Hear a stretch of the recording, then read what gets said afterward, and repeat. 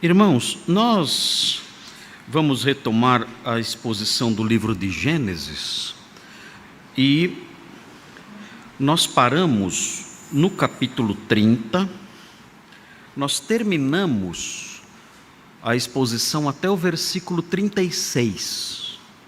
Então falta um pedacinho para terminar o capítulo 30, um pedacinho que vai do versículo 37 ao versículo 43. É o trechinho que falta nós estudarmos. É um bloquinho pequeno, mas é um bloquinho intrigante também. Porque o que acontece nesse trechinho da narrativa não é algo que faz sentido a parte de uma intervenção sobrenatural. Mas o que é curioso notar é que o autor bíblico não faz nenhuma menção, nenhuma alusão à intervenção sobrenatural, pelo menos nesse trechinho. É como se o autor bíblico estivesse dando a explicação mesmo do que aconteceu, algo que não faz o menor sentido, diga-se de passagem. É como se ele próprio estivesse dando essa explicação para o enriquecimento de Jacó, e ficamos então com um texto obscuro diante de nós. É claro, nós sabemos, na sequência da história, a partir do capítulo 31, pelas palavras do próprio Jacó, nós sabemos que o que aconteceu aqui, a multiplicação do seu rebanho, do rebanho de Jacó, nós sabemos que houve a intervenção divina, o próprio Jacó reconhece isso. Mas na passagem em si, que descreve esse fenômeno, não é feita uma alusão à intervenção direta, sobrenatural de Deus. Os irmãos não devem perder de vista o objetivo de uma passagem como essa. Essas passagens não estão aqui apenas para nos deleitar, ainda que elas nos deleitem com a narrativa e com a curiosidade que toda a história tem embutida nela, despertando o nosso interesse. Nós temos que lembrar que existem objetivos doutrinários, teológicos inseridos aqui, objetivos que o autor bíblico, ao narrar a história, quer que nós tenhamos em mente. Vocês devem se lembrar que quando Jacó estava indo para Padã-Arã, fugindo da fúria do seu irmão, ele fez uma parada, no capítulo 28 nós aprendemos isso, ele fez uma parada num local próximo de uma cidade chamada Luz, que ele depois chamou de Betel, casa de Deus. Ele fez uma parada ali, e ali, durante a noite, ele teve um sonho. E nesse sonho ele viu uma escada que ligava a terra ao céu, e ele viu anjos subindo e descendo, e o Senhor falou com ele naquela noite. E o Senhor prometeu a ele que faria dele uma grande nação, e também prometeu que cuidaria dele. De modo que ele se animou e fez até um voto ao Senhor por causa disso.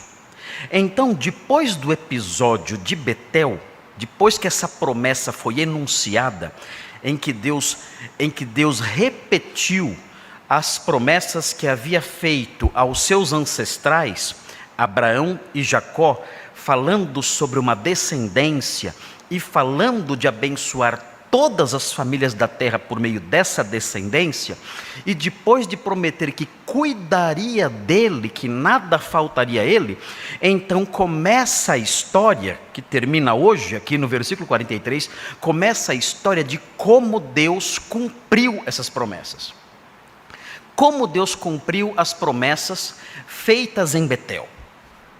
Como Deus agiu para dar a Jacó uma descendência e dar seguimento à promessa feita aos patriarcas de formar uma grande nação. Como ele fez isso? Nós já aprendemos. Nós já estudamos isso em meses passados. Nós aprendemos como ele encontrou esposa e sem querer acabou com 4 esposas, com 4 mulheres. A princípio queria uma só, Raquel, mas ele foi enganado, recebeu Lia, e junto com Lia, recebeu ali a serva de Lia também. Depois então ele conseguiu finalmente se casar com Raquel, e junto com Raquel veio a serva de Raquel também. E essas mulheres deram filhos a Jacó. Jacó teve ali vários filhos, aprendemos isso, ele vai ter mais um ainda. E com isso então o autor vai mostrando como Deus cumpriu a promessa feita em Betel. Agora, no trecho que está diante de nós, o autor bíblico vai mostrar como Deus cumpriu a promessa de dar bens a Jacó. Vocês verão nessa passagem Jacó ficando rico. Ele vai enriquecer agora. Ele era um homem que trabalhava muito, noite e dia, no frio, no sol. Ele era alguém que se empenhava muito no trabalho. E o que teremos agora é uma espécie de coroamento de todo esse trabalho. Ele se aproximou, nós aprendemos já isso, já estudamos esse texto. Ele se aproximou de seu tio Labão, para quem ele trabalhava, e disse: olha, eu não posso mais trabalhar para você. Eu tenho uma família grande. Eu quero trabalhar para o meu clã, para a minha família, para a minha esposa e para os meus filhos. Então Labão fez um trato com ele e disse: olha, as ovelhas com essas características que nascerem agora serão suas. As que nascerem sem essas características serão minhas. Ele fez esse acordo. E então Jacó agora vai começar a cuidar dos rebanhos, e Deus vai fazer com que surjam ovelhas dentro das características que beneficiavam Jacó. E ele vai começar então a multiplicar o seu rebanho. E o rebanho de Labão vai começar a diminuir. E ele então vai ficando rico e poderoso. E com isso nós vemos uma promessa se cumprindo. Que promessa? A promessa enunciada em Betel: eu vou cuidar de você, nada vai faltar a você. Ele não prometeu que Jacó ficaria rico, mas a forma como ele cuidou de Jacó fez com que ele enriquecesse, e enriquecesse muito. Essa não é a promessa feita para todo mundo. Temos aí a teologia da prosperidade, que diz que todo crente recebe a promessa de ser rico. Imensa tolice, imensa bobagem. Isso não existe. A nova aliança não tem promessas assim. A nova aliança não tem promessas essencialmente materiais. A nova aliança debaixo da qual nós estamos não tem isso. O que nós temos aqui então é uma promessa, no caso da multiplicação dos bens de Jacó, o que nós temos aqui é uma promessa específica para ele. Essa promessa não se estende a você. Deus não apareceu para você em lugar nenhum, num sonho, e falou: você vai ficar rico. Isso não aconteceu com você. Isso aconteceu com Jacó. Então nós temos que aplicar o texto a nós de uma forma diferente. Nós não podemos aplicar o texto diretamente a nós. Nós temos que extrair do texto lições importantes, temos que extrair do texto doutrinas importantes, realidades importantes, e ver de que modo essas realidades doutrinárias importantes podem ser aplicadas a nós. Isto sim. Mas eu não posso me apropriar dessa promessa, dizer: eu também vou ficar rico, eu também vou ter 4 esposas com 12 filhos. Isso não vai acontecer com você. Deus livre você, inclusive, da segunda parte do que eu falei agora aqui. Ok? Muito bem, queridos. Vamos então fazer a leitura, e os irmãos vão perceber. Durante a leitura, os irmãos vão perceber como se trata realmente de um texto intrigante. Esse desfecho da história eu não dividi em partes. É um bloco só. Eu não tive como dividir. Eu queria dividir em algumas partes como eu faço, mas eu não dividi. Não consegui dividir, porque as coisas estão tão entrelaçadas, um versículo ao outro, que eu não consegui fazer o desmembramento.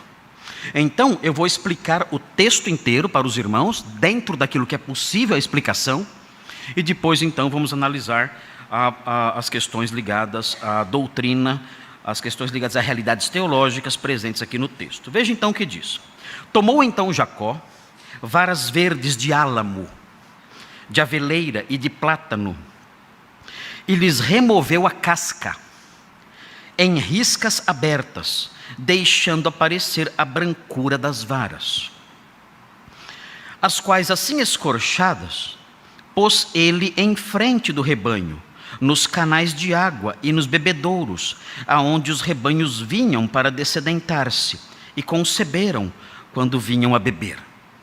E concebia o rebanho diante das varas, e as ovelhas davam crias listadas, salpicadas e malhadas. Então separou Jacó os cordeiros e virou o rebanho para o lado dos listados e dos pretos nos rebanhos de Labão, e pôs o seu rebanho à parte, e não o juntou com o rebanho de Labão. E todas as vezes que concebiam as ovelhas fortes, punha Jacó as varas à vista do rebanho nos canais de água, para que concebessem diante das varas. Porém, quando o rebanho era fraco, não as punha. Assim, as fracas eram de Labão, e as fortes de Jacó. E o homem se tornou mais e mais rico.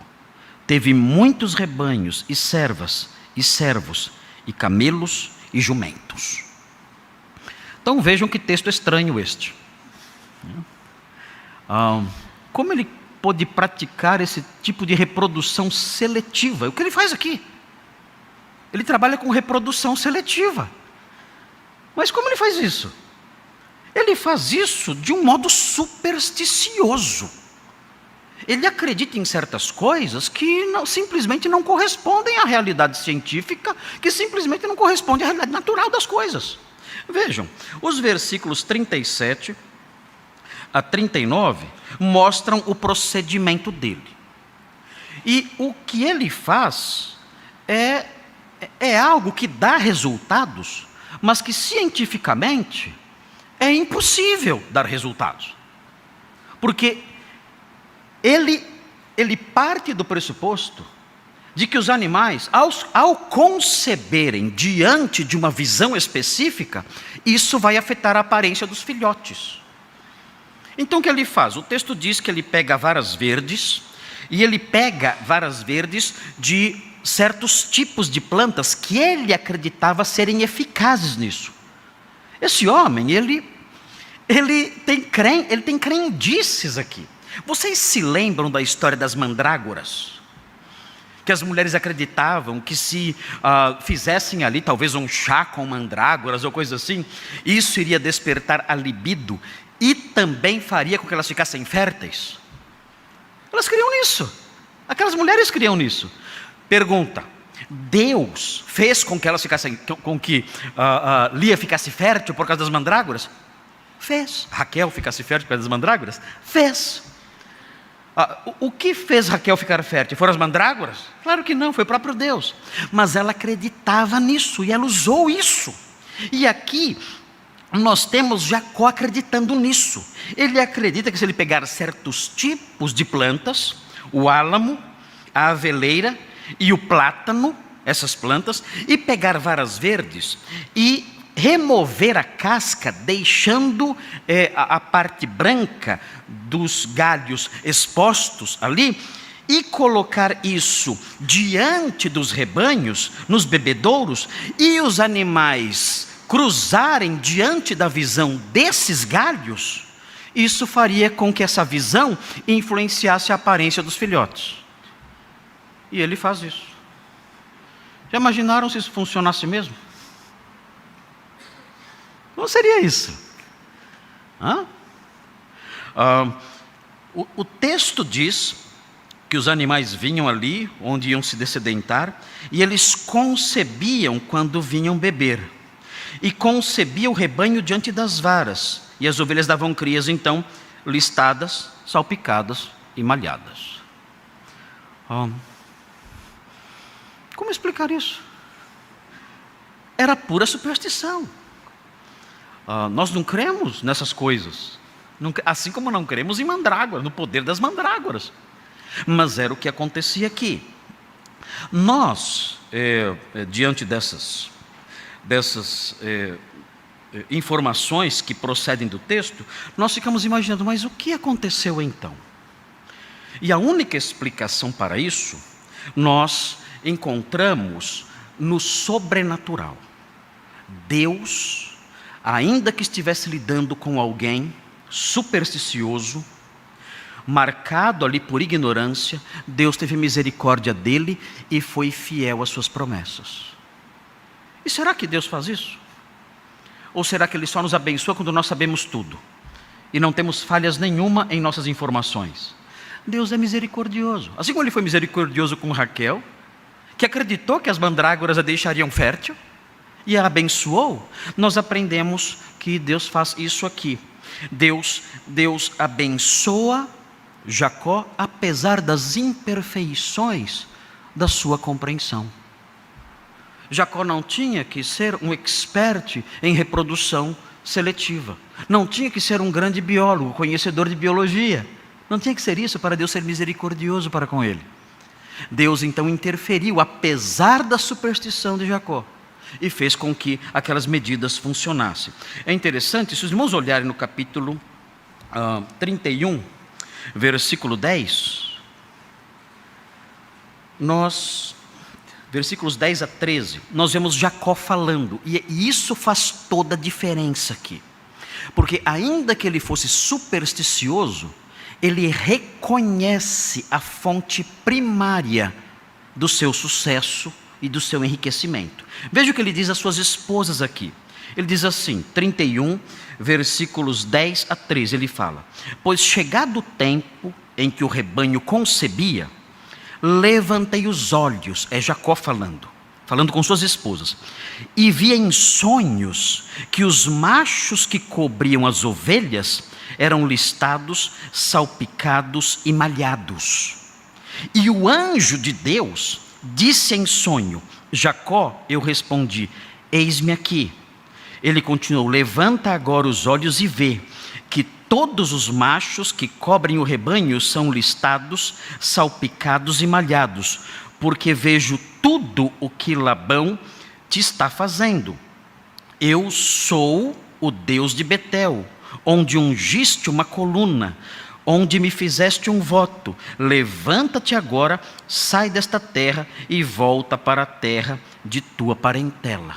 Aqui neste sonho, Jacó narra para suas esposas a história que mostra o que ele acreditava ser a fonte do seu sucesso como pastor, como alguém que enriqueceu criando gado.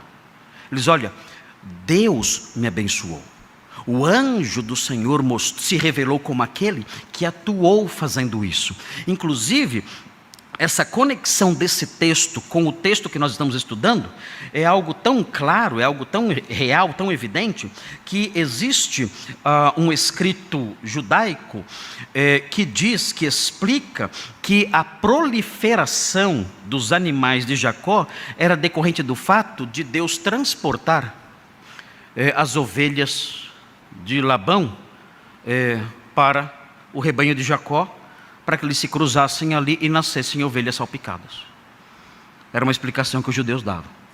Não, Deus sobrenaturalmente, Jacó colocava ali as varas, tudo mais, achando que isso ia fazer alguma diferença, mas Deus com os seus anjos transportava os animais de Labão, malhados e salpicados.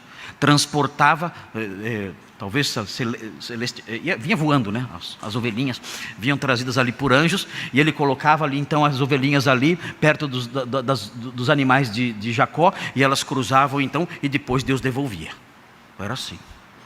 Mas havia superstição de Jacó, mas havia intervenção de Deus trazendo os animais para que se cruzassem com os animais de Jacó. Claro, nós não acreditamos que isso aconteceu, mas o que nós acreditamos claramente pelas palavras do capítulo 31, versículos 10 a 13, nós acreditamos que de fato, apesar da superstição, Deus interferiu e abençoou de tal modo que o rebanho de Jacó foi se multiplicando. Então nós chegamos no versículo 40, e o versículo 40 é simplesmente impossível de ser entendido. Não dá para entender esse versículo, não dá.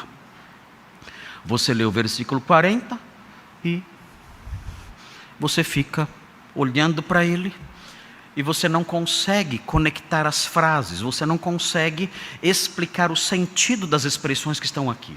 Até porque, segundo nós recebemos as informações da história anterior, o rebanho de Labão ficou separado do rebanho de Jacó.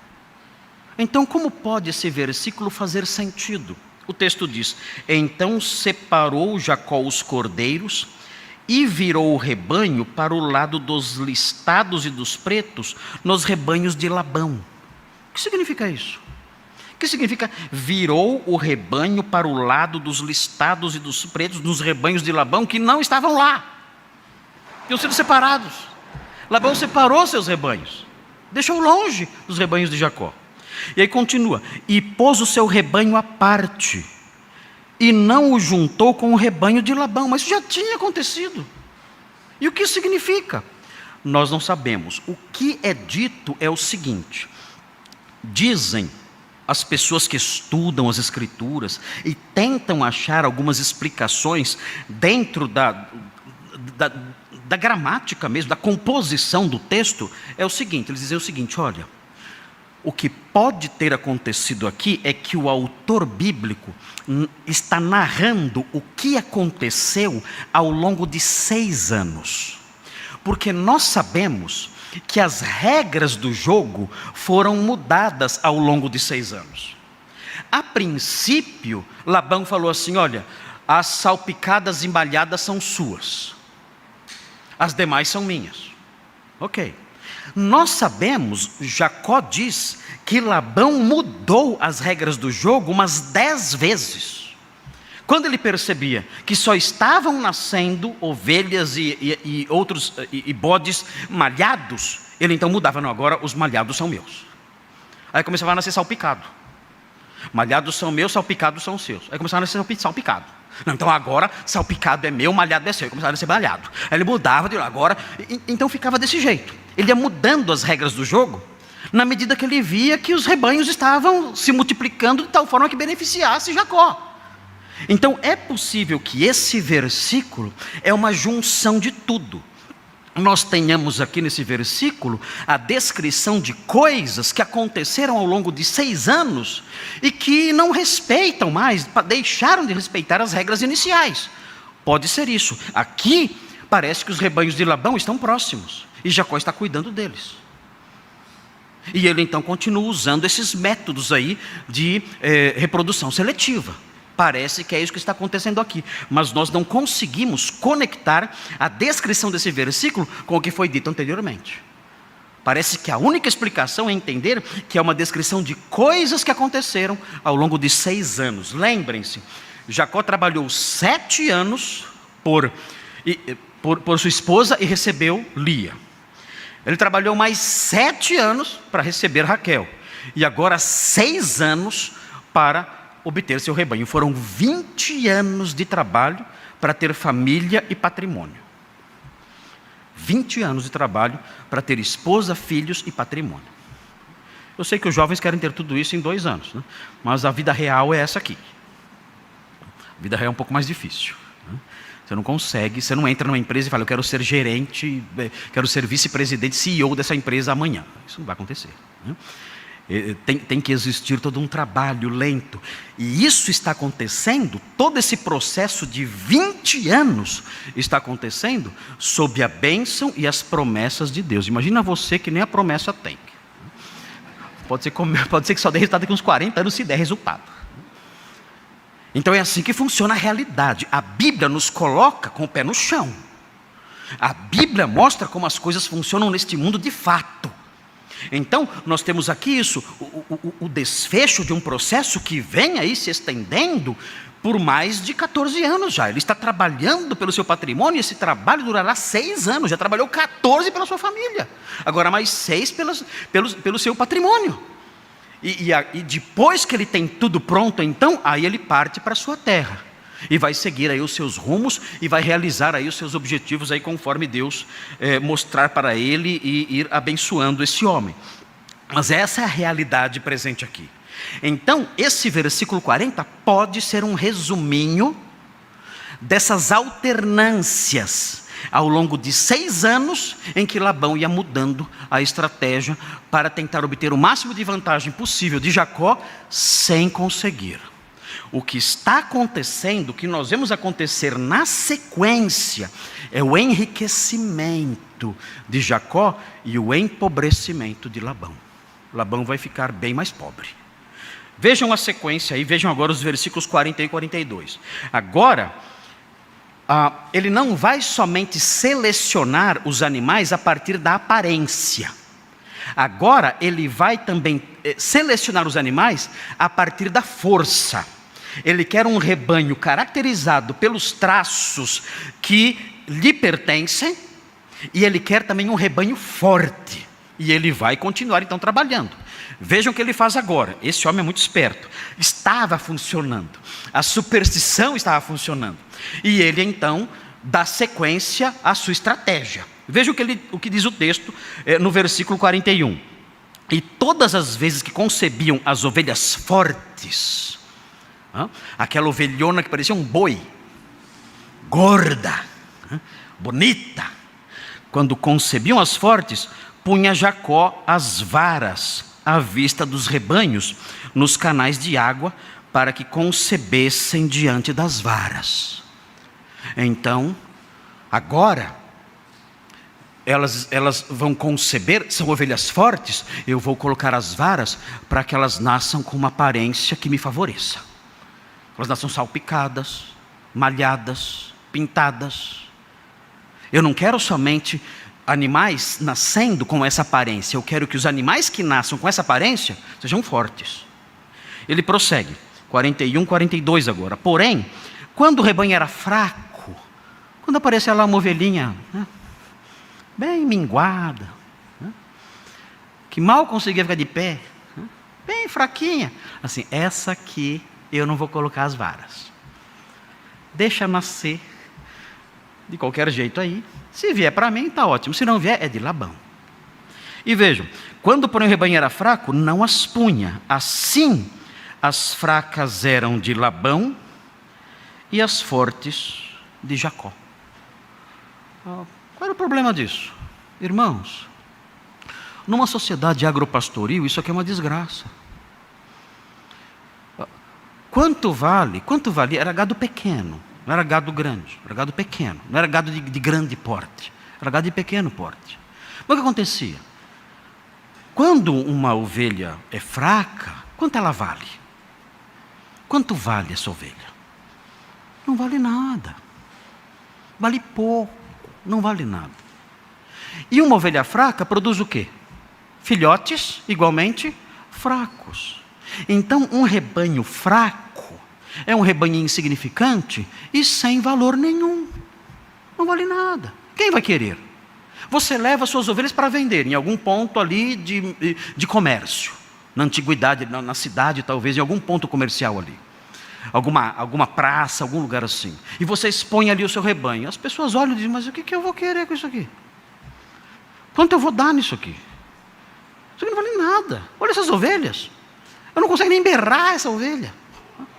É uma ovelha fraca, magra, insignificante. Não tem valor nenhum isso aqui.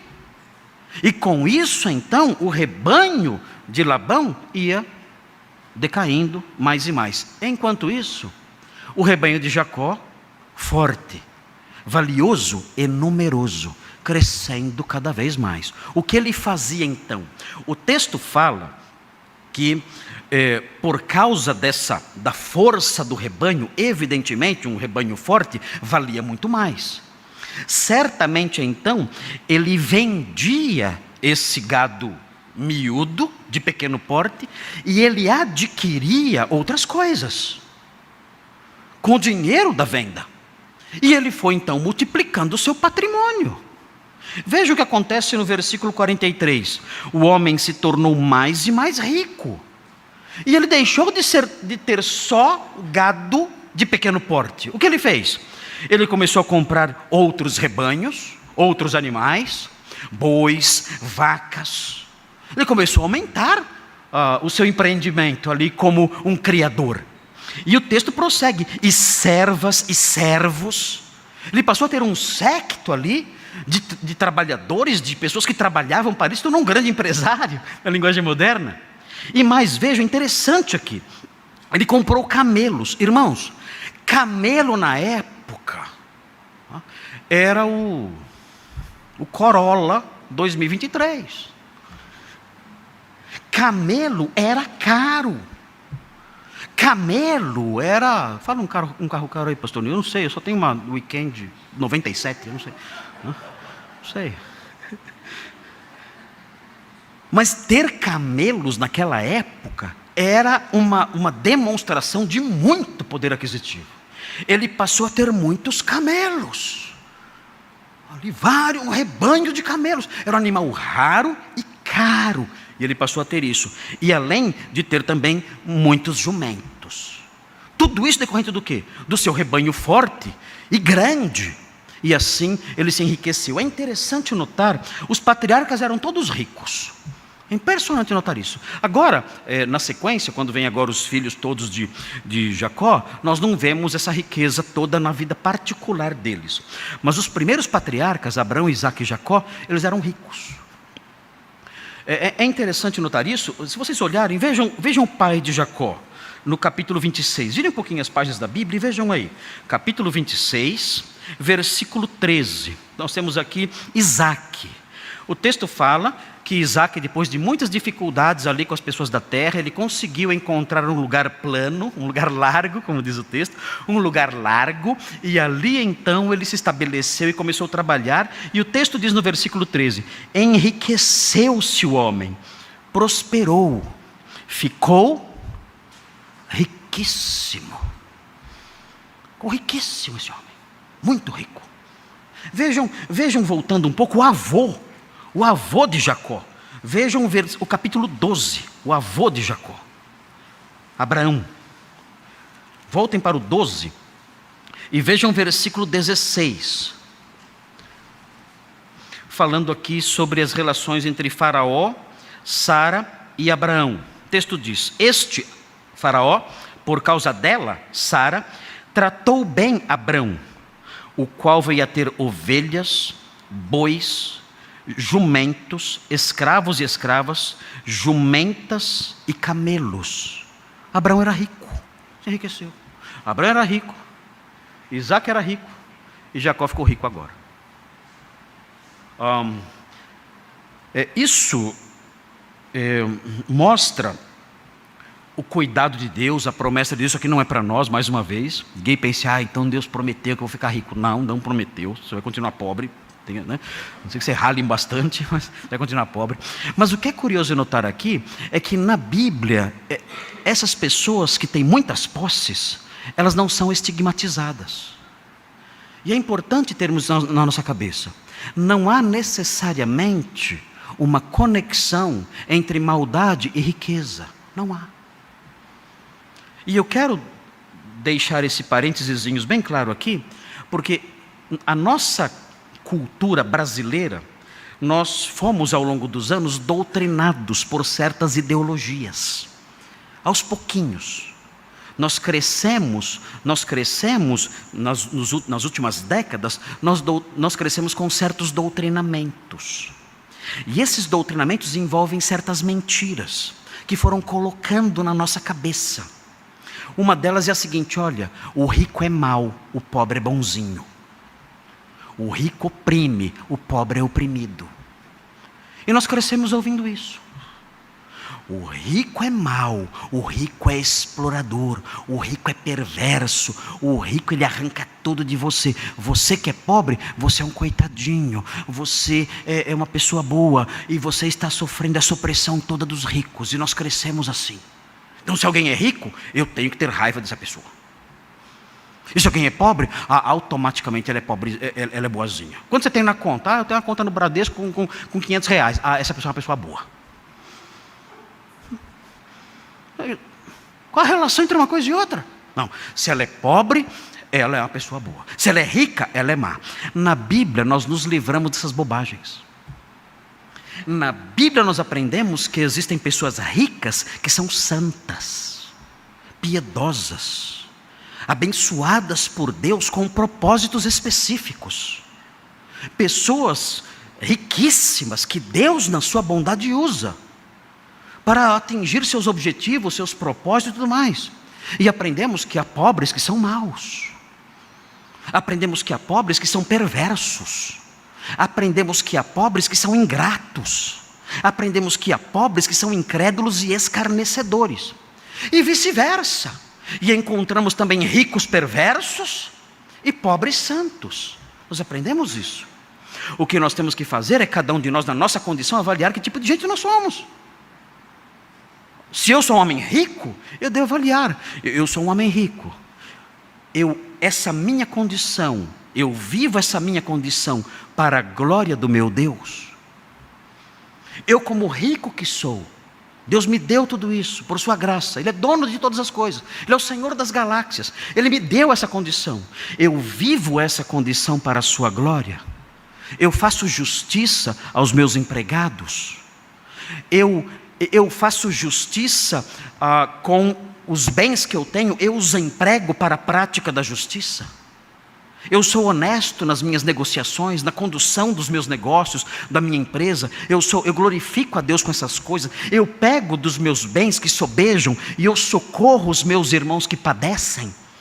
Eu uso essas coisas todas que Deus me deu para a sua honra, glória e louvor, para promover a expansão do seu reino, ou não? Ou eu sou um rico crente que pensa como incrédulo, só em multiplicar e arrancar o que eu puder, o máximo possível que eu puder dos meus investimentos. É assim? Então, claro, eu sou um rico mau. E se eu sou um pobre? Eu devo pensar: Senhor, eu sou uma pessoa pobre. O Senhor me fez assim. O Senhor é o Criador do rico e do pobre. E a questão é a seguinte: eu, como pobre, eu glorifico o Senhor na minha condição? Ou eu sou um pobre que se faz de vítima, que tenta tirar proveito dos que têm alguma coisa? Ou eu sou um pobre que na empresa em que eu trabalho, eu me comporto com preguiça, eu tento enganar o meu patrão, eu só trabalho quando estou na frente dele. Eu tento tirar proveito da minha pobreza para explorar alguém. Eu sou assim, eu sou esse tipo de pobre. Eu sou o pobre que por ser pobre eu não ajudo ninguém, porque eu só tenho que ser ajudado, não tenho que ajudar ninguém. É assim que eu ajo. Se eu ajo assim, eu sou um pobre mau. Então, na Sagrada Escritura, quando nós vemos essas alternâncias, nós vemos aqui 3 homens de Deus, homens santos, piedosos, que Deus vai usar para salvar a humanidade. E nós vemos esses homens sendo descritos como homens riquíssimos. Essas doutrinas mentirosas que jogaram na nossa cabeça ao longo de décadas, elas caem por terra. E eu descubro então que essas questões são individuais. Há ricos bons, santos, piedosos, instrumentos de Deus. E há pobres maus, perversos, instrumentos do diabo. A palavra de Deus vai me livrando de enganos, de fraudes, de bobagens, de mentiras. O texto mostra isso. O texto mostra que Jacó ficou riquíssimo como seu pai e como seu avô.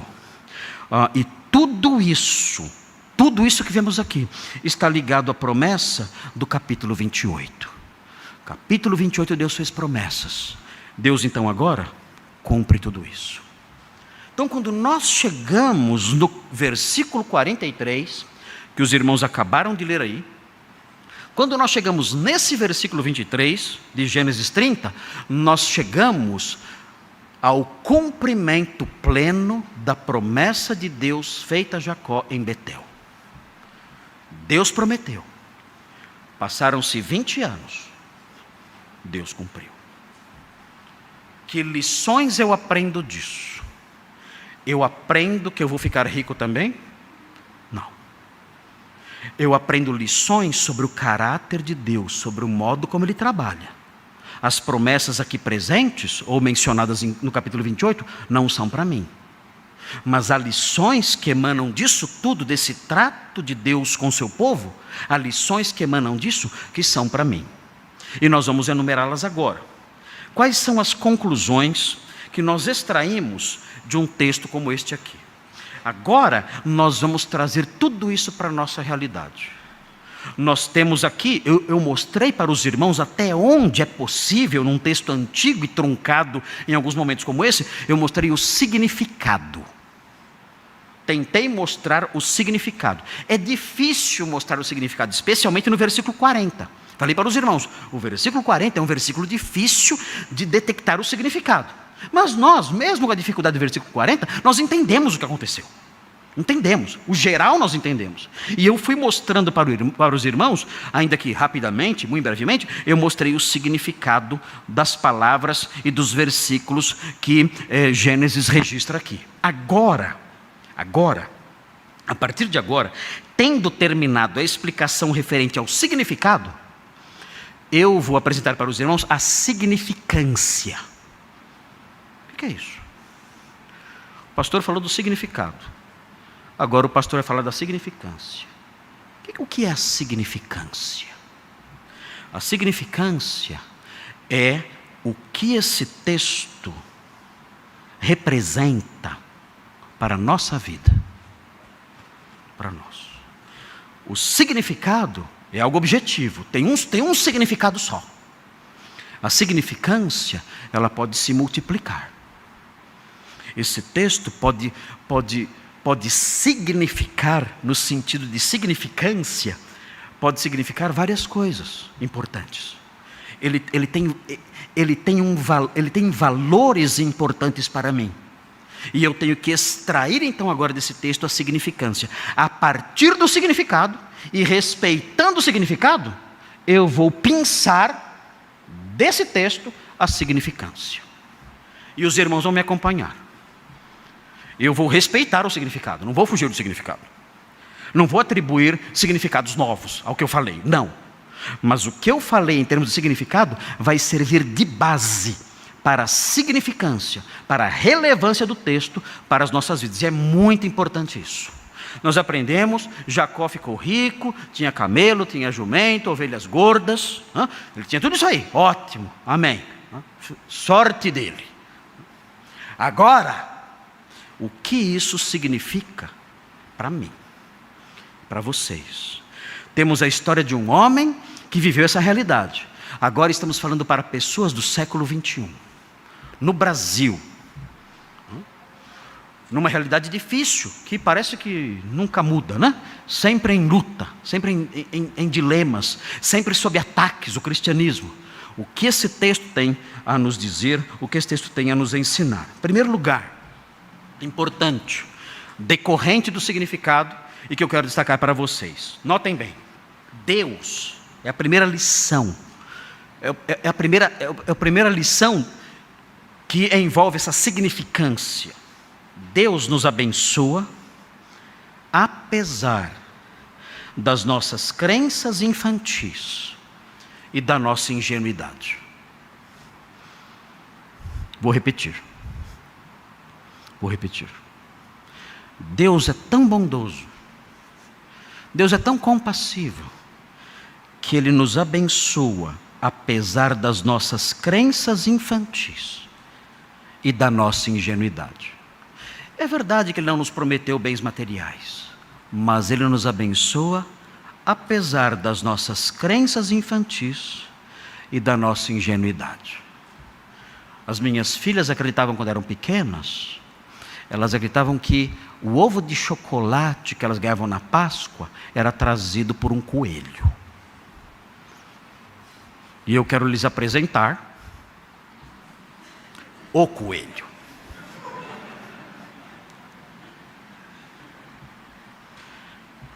Elas acreditavam nisso. E eu poderia dizer, ok, então fique esperando o coelho trazer. Mas era assim que eu agia? Não. Elas acreditavam que era um coelho. Mas mesmo assim, eu ia ao mercado, comprava ovinho de Páscoa e dava para elas. Apesar das crenças bobas e infantis, o papai bondoso ia lá e comprava o chocolatinho e o ovinho para elas, quando a Monique não dava. Se bem que a Monique sempre deu, né? Mas além da Monique, eu comprava mais alguns. Eu brinco assim porque os irmãos da Monique, para quem não sabe, da fábrica de chocolates Monique, eles são aqui da nossa igreja, já há muitos anos. Então, se eu sou gordinho assim, é por causa da Monique. Sempre ganho o chocolate deles. Todo ano, toda Páscoa eu ganho. E eu levava então os ovinhos para elas, apesar das crenças infantis e bobas delas. Eu era bondoso o suficiente para ainda assim levar os ovinhos para elas. É interessante notar isso no nosso Deus. Nós não temos, irmãos, Nós não temos que ter uma fé perfeita. Nós não temos que ter um conhecimento pleno das coisas. Nós não temos que ser doutores e conhecedores de toda a realidade para o Senhor nos abençoar. Não. Eu posso não saber das coisas e dizer isso ao meu Senhor: Senhor, eu não sei. Eu não sei como o Senhor administra a sua graça. Eu não sei o porquê de diversas coisas. Eu não sei qual é a razão de eu estar passando pelo que eu estou passando. Eu não conheço os seus segredos, seus decretos. Eu não conheço o significado de muitas passagens na Bíblia. Eu não sei. Mas eu peço que o Senhor atenda a minha petição. Eu peço que o Senhor estenda a mão e me socorra. Eu peço que o Senhor me traga esse alívio, me dê essa bênção, estenda a mão para mim e me ajude nas minhas necessidades, nos meus anelos, até nas bobagens que eu desejo ter. Que o Senhor olhe para mim e me socorra e venha ao meu encontro e supra as minhas necessidades. Nós vemos o apóstolo Paulo dizendo algo interessante em Atos 14. Vejam Atos 14. Atos 14.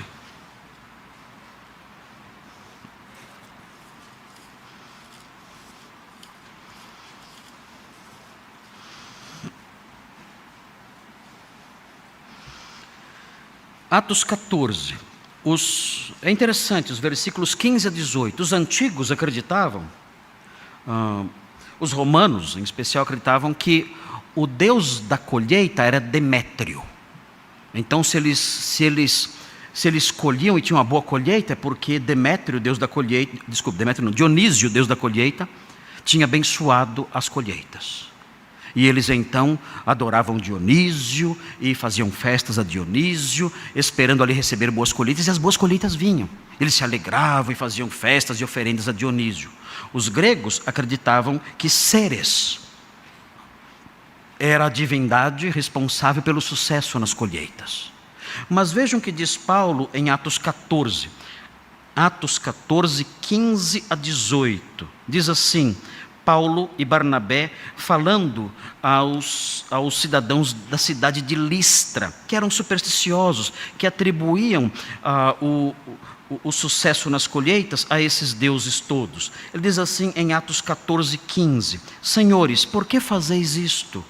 Nós também somos homens como vós, sujeitos aos mesmos sentimentos, e vos anunciamos o Evangelho para que destas coisas vãs vos convertais ao Deus vivo, que fez o céu, a terra, o mar e tudo que há neles, o qual nas gerações passadas permitiu que todos os povos andassem nos seus próprios caminhos. Contudo, não se deixou ficar sem testemunho de si mesmo, fazendo bem, dando-vos do céu chuvas e estações frutíferas, enchendo o vosso coração de fartura e de alegria. Eles entendiam que quem dava a chuva e a colheita eram esses deuses falsos. Mas vejam, Deus parava de abençoá-los? Não. O texto diz que apesar disso tudo, dessas superstições, dessas bobagens todas, era o próprio Deus quem fazia chover, quem dava as estações frutíferas, quem enchia o coração deles de fartura e de alegria. Deus abençoava, ainda que eles nutrissem tanta ignorância e tanta superstição em seus corações. É a graça comum de Deus, é a sua bondade sem fim. Deus nos abençoa, ainda que o nosso conhecimento seja falho, ainda que as nossas crenças sejam infantis, Ele insiste em nos abençoar assim. Ele abençoou Raquel, que creu no poder das mandrágoras. Ele abençoou Jacó, que acreditava que colocando varas descascadas os rebanhos nasceriam com certa aparência. Ele nos abençoa também, apesar das nossas crenças falsas, das nossas superstições, das nossas crendices. Quantas pessoas muitas vezes não vêm à igreja e dão uma oferta achando que Deus vai abençoar porque deu aquela oferta? Eu preciso trocar de emprego. E ela vem e dá uma oferta na igreja. Quem sabe Deus vai me dar um emprego novo agora, porque eu dei essa oferta. Que crendice tola. Será que eu posso comprar uma bênção de Deus? Será que eu posso? Quanto custa uma bênção de Deus? Eu posso dar dinheiro para Deus e com isso suborná-lo para que Ele me dê aquilo que eu quero tanto? Claro que não. Mas sabe o que acontece às vezes? Aquela pessoa, naquela crendice tão tola, ela vai dar aquela ofertinha ali, achando que está comprando a bênção de Deus. O que Deus faz? Muitas vezes, Deus dá. Deus dá por quê? Ele precisava dos R$100? Estava com uma pendência no Serasa? Precisando de alguma ajuda financeira? Não. Ele abençoa, porque Ele abençoa apesar das nossas crendices, apesar das nossas imperfeições, apesar das nossas ingenuidades. Ele nos abençoa assim. Quando nós aprendemos, então nós dizemos: meu Deus, quantas bobagens eu fiz, quantas coisas eu fiz que até ofendiam a Deus, né? Comprar a bênção dele.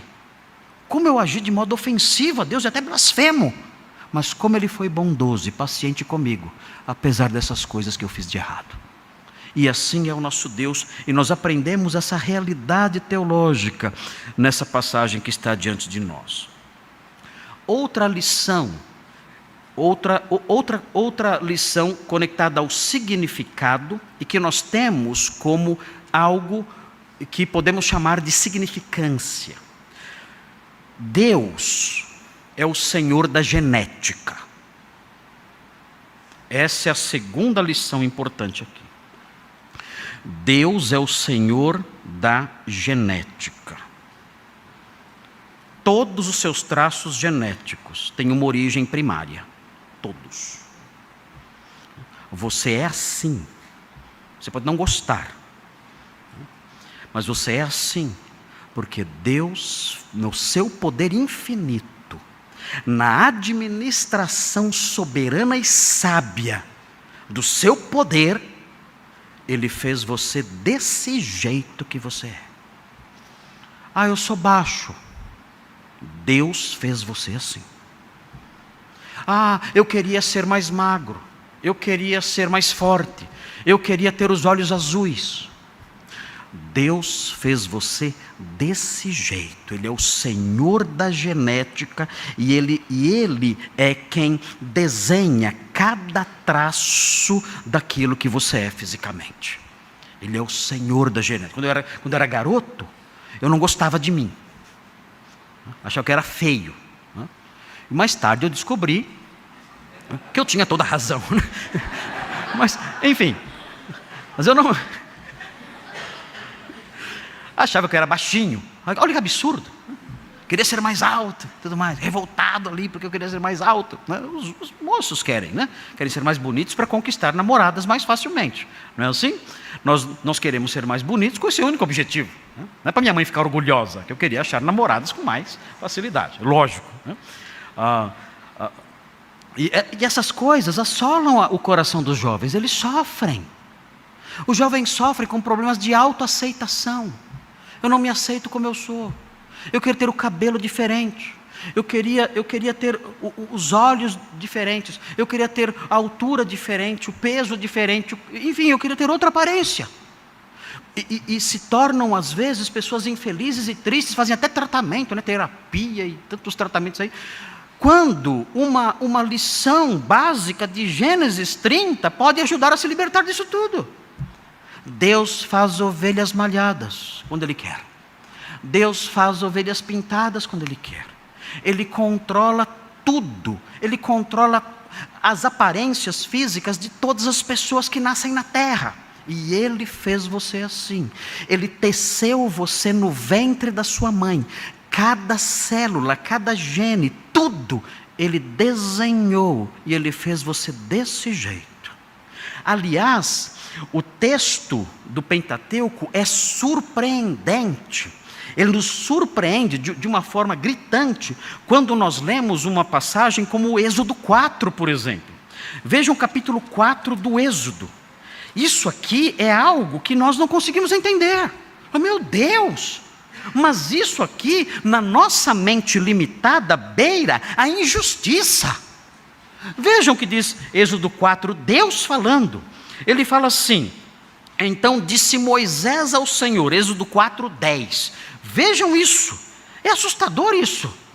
Então disse Moisés ao Senhor: ah, Senhor, eu nunca fui eloquente, nem outrora, nem depois que falaste a teu servo, pois sou pesado de boca e pesado de língua. Nós não sabemos ao certo o que significa ser pesado de boca e pesado de língua, mas parece, pela resposta que vem na sequência, parece que era um problema físico que ele tinha, de falar. Talvez ele fosse gago, talvez ele tivesse a língua presa, não sei qual era o problema de Moisés, mas ele reclama que ele tem dificuldades com a fala. E veja o que Deus diz: respondeu-lhe o Senhor: quem fez a boca do homem? Vocês sabem quem foi? Quem fez a sua boca? Eu não gosto da minha boca, vou colocar botox. Quem fez a sua boca? Deus fez a sua boca. Agora notem bem, até aqui tudo bem. Agora vejam: ou quem faz o mudo? O quê? O quê? Estamos falando aqui de mudos de nascença.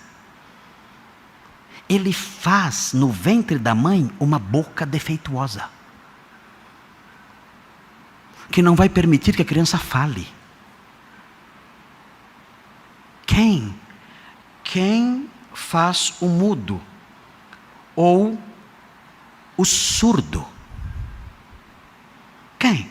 Vocês sabem quem é? É o diabo? Não. O texto prossegue: ou o que vê, ou, para mim o pior de todos, ou o cego. Quem faz o olho cego no ventre da mãe? Aquele bebê, meu Deus, como Deus pode fazer isso? E a resposta vem do próprio Deus: não sou eu, o Senhor, o dono de todas as coisas, o rei do universo? Eu faço, diz Deus, eu faço os bebês que nascem surdos e cegos e mudos. Eu faço a boca deles, os ouvidos deles e os olhos deles. Eu faço. Eu. Queridos, quando nós vemos isto aqui, nós entendemos que nós nada entendemos, não sabemos nada.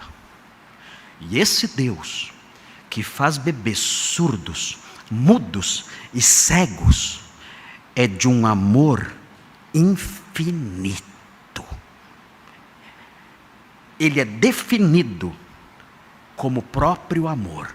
A Bíblia diz: Deus é amor. E esse Deus infinitamente amoroso faz bebês surdos, mudos e cegos. E Ele continua sendo um Deus justo, bom e amoroso. O que significa que eu não sei nada. Ele tem toda a informação, tem toda a sabedoria, administra os astros, as galáxias e tudo o que há. Ele sabe todas as coisas. E Ele sabe porque Ele faz um bebê surdo, porque Ele faz um bebê cego, porque Ele faz um bebê mudo. Ele sabe. E Ele controla tudo, cada um. E Ele sabe por que fez você desse jeito, com essa aparência, e por que faz bebês e pessoas com deficiências físicas. E nós aprendemos isso no texto de Gênesis. Nós temos um lampejo disso no texto de Gênesis 30. Deus controlando a aparência das ovelhas. Com isso o Espírito Santo está cochichando aos nossos ouvidos. Ele mostra, nós aprendemos o significado da história. Deus ali fazendo com que as ovelhas nascessem com aquela aparência. E Deus então cochicha em nossos ouvidos dizendo: eu sou o Senhor da genética. Eu determino a aparência de cada ser vivo que nasce. Eu faço isso. Eu faço pessoas perfeitas e pessoas imperfeitas fisicamente. Eu sou o Senhor. Cale-se, cale-se. Eu faço essas coisas. Cale-se. O que isso faz conosco? Isso muda a nossa perspectiva. A teologia muda a nossa postura. Eu me aproximo do meu Senhor e digo: Senhor, eu não tenho a aparência ou qualidades físicas que eu gostaria de ter. Mas eu te louvo com todo o meu coração, porque foi o Senhor que teceu cada célulazinha do meu corpo, para a sua glória, para o seu louvor e como uma manifestação da sua soberania e do seu poder sem fim. Isso vai livrar você de muitas terapias. Isso vai livrar você de muitas terapias e de muitas cirurgias desnecessárias. Vai. A teologia, a verdade, nos liberta. Nos liberta de julgos, de pressões, de fardos, de pesos, de sentimentos, de ressentimentos. A palavra de Deus nos livra disso tudo. Eu me torno livre. E eu passo a aceitar o fato de ser baixinho e ter outros defeitos, não muitos, mas alguns. Sabendo, o Senhor me fez assim. Louvado seja o seu nome. Ele é soberano e Ele me fez assim. É a teologia da aparência. É triste, o mundo quando não entendemos isso, nós podemos cair em erros assustadores. Vocês devem se lembrar que muito recentemente, na Inglaterra, houve uma decisão judicial, algo assustador. Eu anotei aqui uma informação de uma rádio portuguesa chamada TSF, falando sobre a legislação na Inglaterra.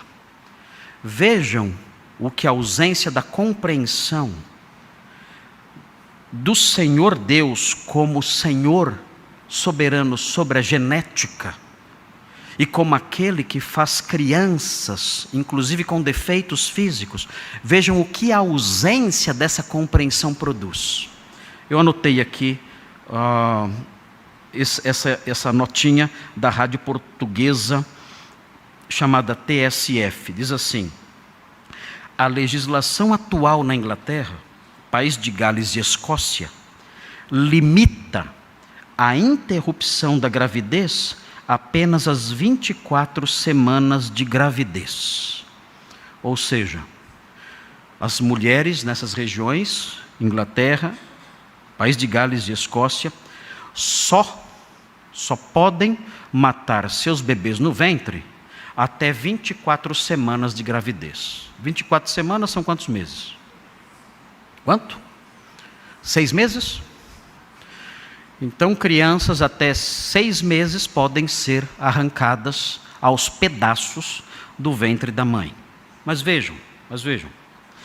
Mas permite o aborto até ao momento do nascimento. Queridos, é assassinado escrachado. Permite o aborto até ao momento do nascimento, quando existe um risco substancial de a criança nascer sofrendo de anomalia física ou mental ou deficiência grave, incluindo a síndrome de Down. Então, se a mãe faz um ultrassom e descobre que a criança tem síndrome de Down, a mãe pode matar o bebê até o dia do nascimento. Sabe por que isso aqui existe? Sabem por que esses países aprovam esse tipo de procedimento? Porque não estudaram Gênesis 30. Porque não estudaram Êxodo 4. Qual é a diferença de valor entre uma criança perfeita e uma criança com síndrome de Down?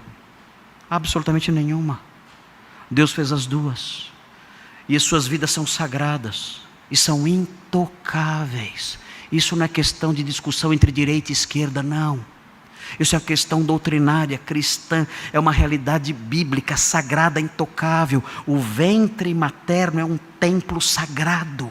A vida que está ali é intocável. Nós não podemos mexer naquela vida. Não podemos. Nos tornaremos assassinos cruéis e covardes se fizermos isso. Mas esses homens fazem essas coisas. E dizem, a criança tem defeitos físicos, essa você pode matar até o dia do nascimento. Você pode matar essa criança. Ela vale menos que as outras. As outras você só pode matar até os 6 meses de gestação. As outras. Estas são inferiores. Estas podem matar até o 9º mês. De onde vêm essas coisas? De onde vem essa ignorância, essa crueldade, essa maldade sem limites? De onde vem isso? Da ignorância da verdade da palavra de Deus. Se tivessem estudado a palavra de Deus e se deixassem levar pelos princípios santos das Escrituras, jamais fariam coisas desse tipo. Jamais tomariam decisões desse tipo. E é assim que o mundo caminha, com erros grosseiros, com crimes sangrentos, porque não conhecem princípios elementares da palavra de Deus. Deus fez a criança com síndrome de Down. Deus fez o cego, o surdo, o mudo e aqueles que não têm deficiência alguma. E todas essas vidas são preciosíssimas aos olhos dele. E por último, queridos, a última lição que chamamos aí de significância, relevância para nós de um texto como esse. Aprendemos que Deus nos abençoa apesar das nossas crenças infantis. Deus é Senhor da genética. E por último, Deus cumpre o que promete. Eu disse a vocês que 20 anos se passaram para que a promessa de Deus se cumprisse. Deus geralmente é lento, queridos. Ele é assim. Eu não sei porquê. Mas Deus é lento em responder às nossas súplicas. Quando o homem quer construir um espaço com sombra, ele corre, derruba algumas árvores, ou contrata uma empresa ali para fazer uma estrutura, e em uma semana a sombra está pronta. E você pode ficar embaixo daquela sombra.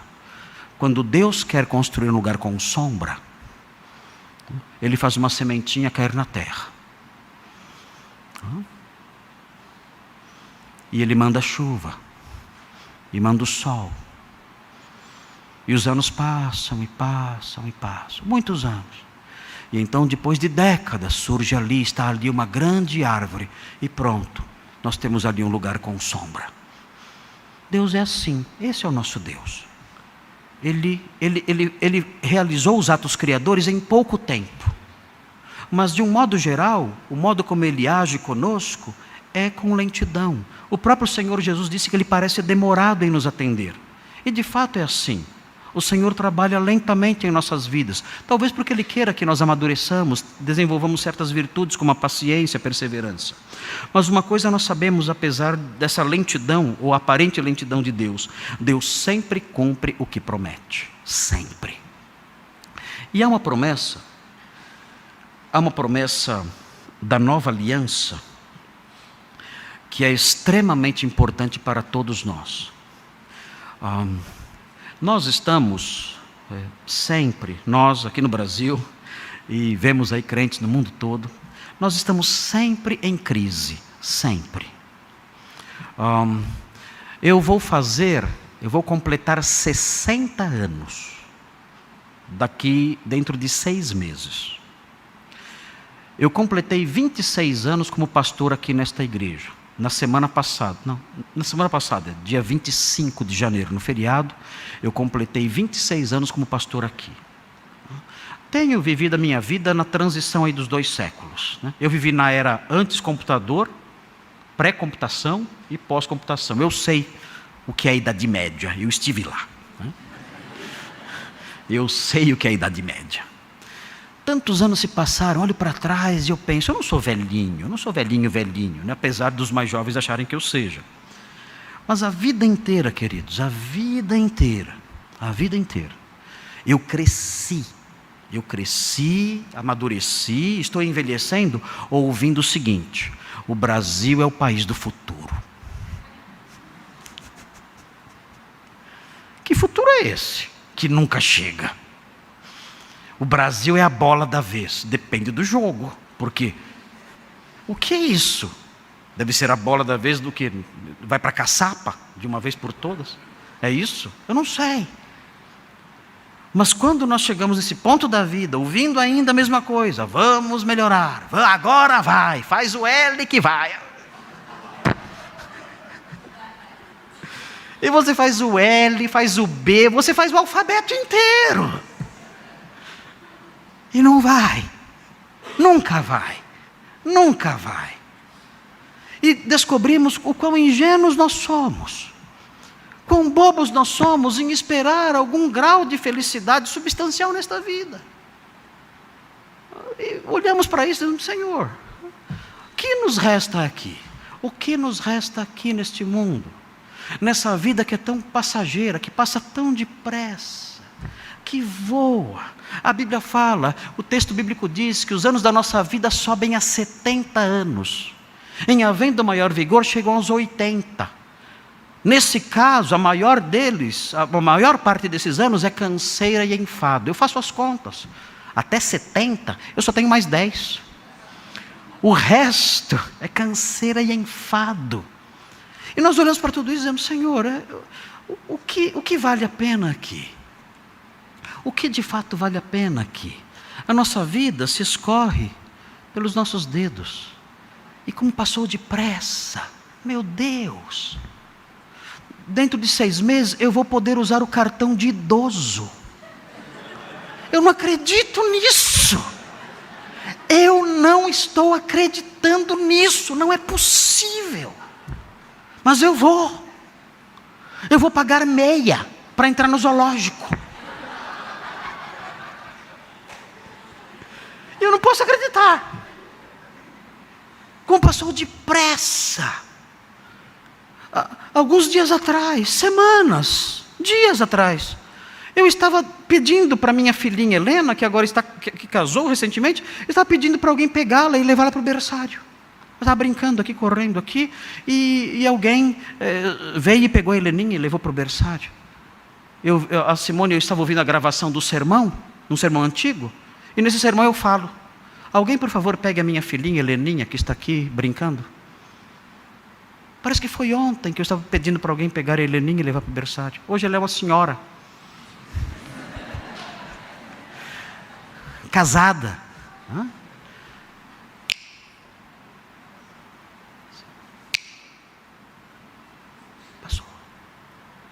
Passou, escorreu pelos meus dedos.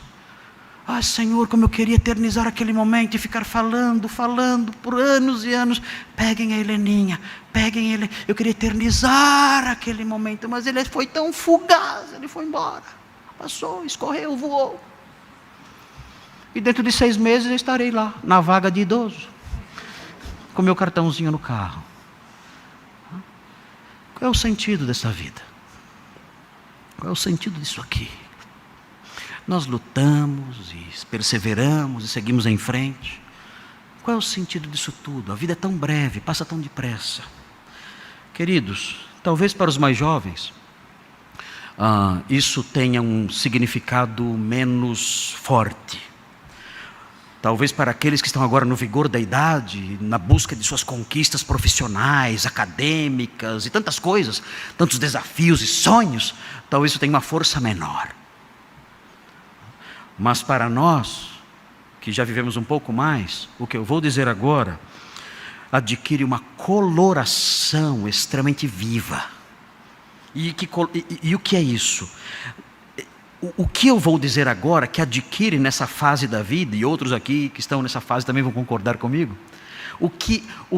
qual é a verdade bíblica, sagrada, intocável, santíssima, que agora adquire um significado, um colorido mais vivo? É o fato de que Deus cumpre o que promete, e Ele cumpre o que promete na sua nova aliança. E o que Ele prometeu em sua nova aliança é que Ele nos dará um reino. Ele nos dará um reino, uma herança ao seu lado para sempre. E esse Deus que falou isso, Ele sempre cumpre as suas promessas. Eu sei, quando disserem para vocês, o pastor Marcos morreu, digam: mentira. Ele está vivo. Ele está mais vivo do que jamais esteve. Ele está agora na posse de uma herança. A Bíblia diz em Tito 1:2, é maravilhoso isso. Tito 1:2. Veja o que diz o texto. Tito 1:2. Vejam. Vamos começar com o versículo 1 e eu vou terminar com o versículo 2. É maravilhoso isso para nós. Que consolo fantástico este. Saber que o nosso Deus não mente, Ele promete e realiza.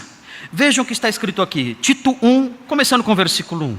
Diz assim: Paulo, servo de Deus e apóstolo de Jesus Cristo, para promover a fé que é dos eleitos de Deus e o pleno conhecimento da verdade, segundo a piedade. Na esperança, vejam, essa verdade segundo a piedade, segundo o que é ligado à reverência e o respeito a Deus, essa verdade está ligada a uma esperança. Vejam, a esperança da vida eterna. E vejam a sequência, é o Deus de Gênesis 30. A esperança da vida eterna, que o Deus que não pode mentir. Queridos, isso é maravilhoso demais. A vida eterna, que o Deus que não pode mentir, prometeu antes dos tempos eternos. Deus fez uma promessa a Jacó, 20 anos depois, Ele cumpriu.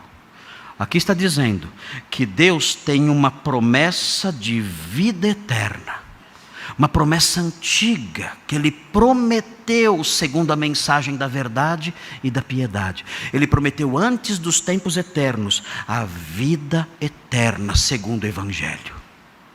E esse Deus que prometeu isso, é um Deus que não mente, e que um dia vai cumprir essa promessa. Nós temos um vislumbre dessa realidade em Gênesis 30. O Espírito Santo, quando nós lemos os versículos 37 a 43, ele grita na história, ele grita narrando o sucesso de Jacó na multiplicação dos seus rebanhos. E enquanto ele grita na narrativa, que salta aos nossos olhos e podemos entendê-la claramente, ele também cochicha. O Espírito Santo cochicha, sussurra, ele sussurra nos nossos ouvidos usando esse texto, dizendo: eu prometo e cumpro. Eu sou um Deus que promete e cumpre. Você tem promessas comigo? Eu vou cumpri-las. Você é um crente? Você tem promessas comigo. Eu fiz promessas a você. Eu prometi a vida eterna a você. Eu vou cumprir. Tudo que nos cerca é uma sombra. Tudo que nos cerca passará. Tudo que nos cerca ficará para trás. Mas eu prometi dar a você um reino sólido. Uma vida que não murcha. Uma coroa eterna.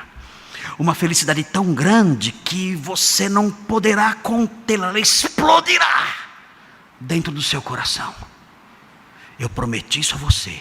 E eu vou cumprir. Marcos, ande, caminhe, prossiga, trabalhe, continue me honrando com o seu ministério, continue trabalhando em sua casa, continue realizando os seus deveres, seus compromissos todos, porque a vida faz sentido sim. Você está caminhando na direção do cumprimento de uma promessa que eu fiz. E eu vou cumprir. Isso vale para você. Isso vale para todos nós que temos Jesus Cristo em nossa vida. Todos nós. Temos que lembrar da lição que o Espírito Santo sussurra aos nossos ouvidos a partir de Gênesis 30. Se você é um crente, lembre-se disso. Eu posso prosseguir. Não importa se o que me cerca é o L, é o B ou qualquer letra do alfabeto. Não importa a política mundial ou nacional, nada disso importa. Eu estou caminhando no rumo de uma promessa que se concretizará um dia para sempre. Eu sou um crente. Eu sou um crente. E Deus me prometeu a vida eterna no seu reino que não passará. Eu tenho isso. E eu sigo em frente, alegre, confiante, faceiro. Ele cumprirá o que prometeu. Você é crente? Você tem isso? Você crê em Jesus Cristo, nosso Salvador? Você desfruta da promessa da nova aliança no sangue dele? Se a sua resposta é não, meu Deus, quão infeliz você é. Mas isso pode mudar. Você pode se aproximar do Senhor hoje humildemente, dizer assim: Senhor, eu sei que eu sou um pecador, eu sei. Eu ando longe do Senhor. Eu rastejo por esse mundo, nutrindo meu coração com esperanças vazias. Eu nutro meu coração bebendo água salgada e podre deste mundo que me cerca. E nada disso me satisfaz. Eu sou assim. Mas hoje eu quero mudar isso. Eu quero entrar para essa aliança com o Senhor pelo Evangelho. O Senhor enviou o seu Filho, eu aprendi. Para morrer pelos meus pecados, eu aprendi. E o Senhor prometeu que todo aquele que nele crer terá a vida eterna, eu aprendi. Eu quero desfrutar dessa promessa, porque nada faz sentido nesta vida sem isso. Por isso agora eu invoco o seu nome. Salva-me. Eu creio no Senhor Jesus Cristo. Ele é o meu Redentor. Salva-me. Eu invoco. Tem misericórdia de mim. Perdoa-me. Lava-me. E dá-me herança junto com os santos no reino da luz.